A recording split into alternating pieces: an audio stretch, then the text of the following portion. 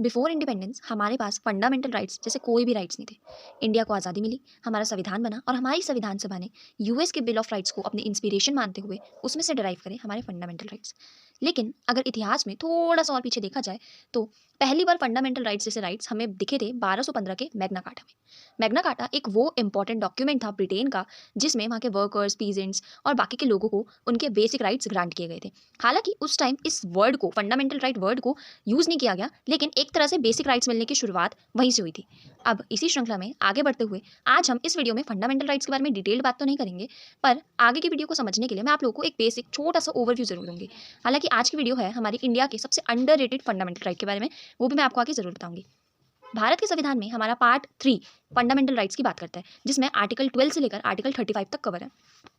जहां हमारा article 1 actually हमारा पार्ट 1 जहाँ पे यूनियन और इट्स टेरिटरी की बात करता है, वहीं पे हमारा पार्ट 2 उन्हीं यूनियन टेरिटरी में रहने वाले लोगों को उनकी सिटीजनशिप ग्रांट करने की बात करता है। जब हमारी कंट्री की टेरिटरी डिसाइड हो जाएगी, वहाँ के लोगों को सिटीजनशिप मिल जाएगी, तो वहाँ के लोगों के पास कुछ बेसिक राइट्स भी होने चाहिए। इसलिए हमारा पार्ट 3 फंडामेंटल राइट्स की बात करता है। पार्ट 3 के शुरू के कुछ आर्टिकल्स यानी कि आर्टिकल 12 में स्टेट की डेफिनेशन दे रखी है। आर्टिकल 13 में ये बता रखा है कि फंडामेंटल राइट से जो भी लॉ इनकंसिस्टेंट होगा वो अपने आप ही नल एंड वॉइड घोषित कर दिया जाएगा।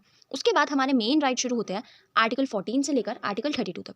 हमारे आर्टिकल 14 से 18 तक दे रखे हैं राइट टू इक्वालिटी के बारे में आर्टिकल्स। उसके बाद राइट टू फ्रीडम कवर होता है हमारा आर्टिकल 19 से 22 में। राइट अगेंस्ट एक्सप्लॉइटेशन हमारा कवर होता है आर्टिकल 23 और 24 में। Right to freedom of religion हमारा कवर होता है आर्टिकल 25 से 28 में, जो कि इंडिया के लिए बहुत इंपॉर्टेंट है क्योंकि इंडिया में बहुत डाइवर्स रिलीजन्स हैं और आए दिन हमें धर्म के नाम पे लड़ाई मारपीट क्या कुछ नहीं देखने को मिलता। आगे बढ़े तो कल्चरल और एजुकेशनल राइट्स हमारे कवर होते हैं आर्टिकल 29 और 30 में। इसके बाद वैसे तो आता है आर्टिकल 31 जो कि राइट टू प्रॉपर्टी है, पर अब इसको फंडामेंटल राइट से हटा के लीगल राइट बना दिया है और आर्टिकल 31 अब रिपील हो चुका है। यही राइट टू प्रॉपर्टी वाला राइट अब हमारा आर्टिकल 300A में देखा जाता है। उसके बाद हमारा आता है 6th फंडामेंटल राइट। अगर कैटेगरी वाइज देखें तो राइट टू कॉन्स्टिट्यूशनल रेमेडीज, जिसमें ये बोला जाता है कि हम अगर हमारा कोई भी फंडामेंटल राइट का उल्लंघन हो रहा है तो हम सीधा सुप्रीम कोर्ट में अर्जी लगा सकते हैं, और जिसमें सुप्रीम कोर्ट 5 रिट्स प्रदान करता है। तो वो सारी चीज़ें कवर है हमारी आर्टिकल 32 में।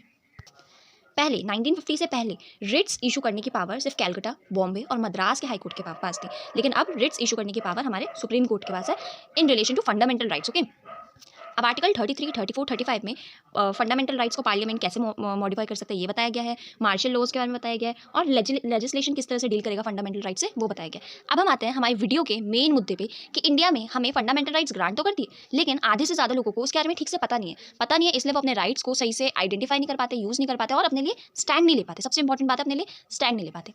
इंडिया जैसी कंट्री जहाँ की पॉपुलेशन इतनी ज़्यादा है, वहाँ की सबसे बड़ी स्ट्रेंथ भी उसकी पॉपुलेशन ही हो सकती है, लेकिन एक पॉपुलेशन स्ट्रेंथ तभी बन सकती है जब वो हेल्दी पॉपुलेशन हो। और इंडिया में राइट टू हेल्थ एक बहुत ही इंपॉर्टेंट मुद्दा है। इंडिया के वैसे 3-4 राइट्स हैं ऐसे जो बहुत ज़्यादा अंडररेटेड है। आज इस वीडियो में मैं सिर्फ एक ही राइट की बात करूँगी, जो कि राइट टू हेल्थ, जिसको लोगों ने बहुत हल्के में ले रखा है। आज से लगभग 75 साल पहले 75 ईयर्स अगो इंडिया की पॉपुलेशन थी 36 करोड़ और लोगों की लाइफ एक्सपेक्टेंसी उस टाइम की थी 36 ईयर्स। आज के टाइम में पॉपुलेशन और लाइफ एक्सपेक्टेंसी दोनों काफ़ी बढ़ गई और इंडिया तो अब लार्जेस्ट इकोनॉमीज में से एक है। लेकिन फिर भी आज भी जब भी हम इंडिया के हेल्थ केयर एक्सेस, AIQ इन सब की बात करते हैं तो इंडिया की रैंक 145 आती है, जो कि हमारे लिए एक बहुत ही शर्मनाक बात है। इंडिया जैसी कंट्री में जहाँ की पॉपुलेशन, डाइवर्सिटी, ये सारी चीज़ें इतनी ज़्यादा है, वहाँ पे हेल्थ केयर एक्सेस को सब तक पहुँचाना बहुत मुश्किल काम है। स्टिल हमारी गवर्नमेंट अपनी तरफ से पूरी कोशिश कर रही है। इंडिया में आर्टिकल 21 जो कि हमारी protection of life, personal liberty इन सब की बात करता है, उसी में राइट टू हेल्थ को कवर किया गया है और साथ ही साथ हमारे DPSP में भी हेल्थ को मेंशन किया गया है। अब जब हम हेल्थ की बात करते हैं तो हेल्थ से हमारा क्या मतलब है? क्या सिर्फ हेल्दी होना सिर्फ ये बात दर्शाता है कि हमें बाहर से कोई रोग नहीं है, कोई बीमारी नहीं है, किसी तरह की चोट नहीं लगी, या फिर कुछ और भी मतलब है? तो इस बात पे सुप्रीम कोर्ट ने हेल्थ को डिस्क्राइब करने के लिए अपनी एक अलग से डेफिनेशन निकाली और बोला इस डेफिनेशन के अकॉर्डिंग सबको प्रॉपर ट्रीटमेंट और हेल्थ केयर एक्सेस मिलना चाहिए। सुप्रीम कोर्ट के अकॉर्डिंग हेल्थ में हमारी 3 चीज़ें आती है, फिजिकल वेलबींग, मेंटल वेलबींग और सोशल वेलबींग। हमारी मेंटल वेलबींग हमारी फिजिकल वेलबींग को बहुत ज़्यादा अफेक्ट करती है। अगर हम मेंटली स्ट्रॉन्ग नहीं है, मेंटली हेल्दी नहीं है, तो हम फिजिकली भी फिट कैसे रह सकते हैं? सिमिलरली हमारा सोशल स्टेटस, सोशल वेलबींग हमारी मेंटल और फिजिकल हेल्थ को बहुत ज़्यादा अफेक्ट करता है। तो ये सारी चीज़ें आपस में इंटर रिलेटेड है। अब जब हम इंडिया में हेल्थ केयर सेक्टर की बात करते हैं तो शहर के लोग तो फिर भी अपनी हेल्थ पे ध्यान देते हैं क्योंकि उनका लाइफस्टाइल इस तरह का हो गया, उनको छोटी छोटी चीज़ों का ध्यान रखना ही पड़ता है। लेकिन रूरल पॉपुलेशन अभी भी हेल्थ के नाम पे सरकारी हॉस्पिटल तक ही सीमित है। अगर उनको कुछ होता है तो वो ज़्यादा से ज़्यादा अपने आसपास के डिस्पेंसरी में चले जाते हैं एंड दैट्स इट। चलिए आइए देखते हैं इंडिया में मेजर हेल्थ केयर डेवलपमेंट या फिर हेल्थ सेक्टर में हाल फिलहाल में गवर्नमेंट की तरफ से क्या क्या योजनाएं और क्या क्या स्टेप्स लिए गए। तो सबसे पहले आती है PM जन आरोग्य योजना, आयुष्मान भारत योजना, जिसमें गवर्नमेंट फ्री हेल्थ इंश्योरेंस देती है, किसको? लो इनकम अर्नर्स को। इससे अब तक लगभग 4 करोड़ से ऊपर लोगों को बेनिफिट मिल चुका है और आशा करते हैं आगे भी इसी तरह अच्छा रिकॉर्ड बनाएगी। इसके बाद देखते हैं, एक डेटा से पता चलता है कि 2014 से इंडिया पोलियो फ्री नेशन बना हुआ है, जो कि इंडिया जैसे बड़े देश के लिए एक बहुत बड़ी अचीवमेंट है। इसके अलावा हमारे स्वच्छ भारत अभियान की वजह से कम्युनिकेबल डिजीज़ में भी बहुत ज़्यादा कमी देखने को मिली है। इसके अलावा हाल ही में इंडिया में नेशनल हेल्थ मिशन चला और नेशनल रूरल हेल्थ मिशन भी चला, क्योंकि इंडिया में जब हेल्थ की बात आती है तो सबसे ज़्यादा सफ़र करते हैं डिसेबल लोग, अंडर प्रिविलेज लोग, गरीब लोग। तो इन लोगों के लिए अलग से चलाया गया नेशनल रूरल हेल्थ मिशन। अब अगर डेटा पे आ जाए तो 2015 में ही लगभग 1.6 मिलियन लोग मरे थे। क्यों? क्योंकि उनके पास एडिकेट हेल्थ केयर इंफ्रास्ट्रक्चर नहीं था रूरल एरियाज़ में, और lack of access to health care. ये 2 प्रॉब्लम्स हमारे इंडिया के लिए बहुत बड़ी प्रॉब्लम है।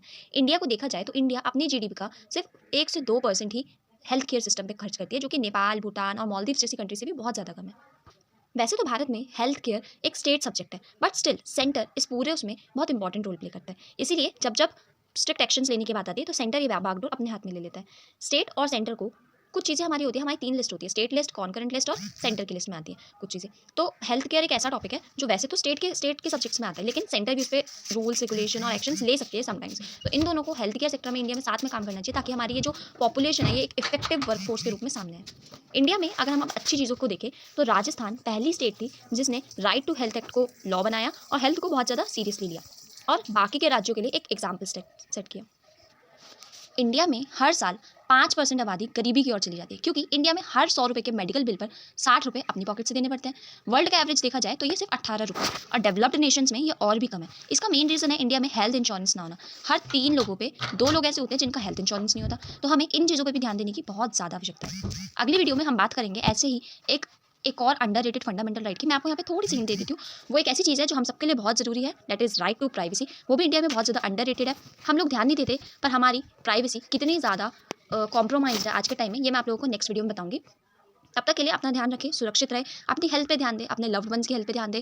योगा, मेडिटेशन और साफ़ पानी पीना, ऐसी छोटी छोटी चीज़ों को अपने लाइफस्टाइल में इंक्लूड करें और बस सेफ रहे। Thank you. जय हिंद।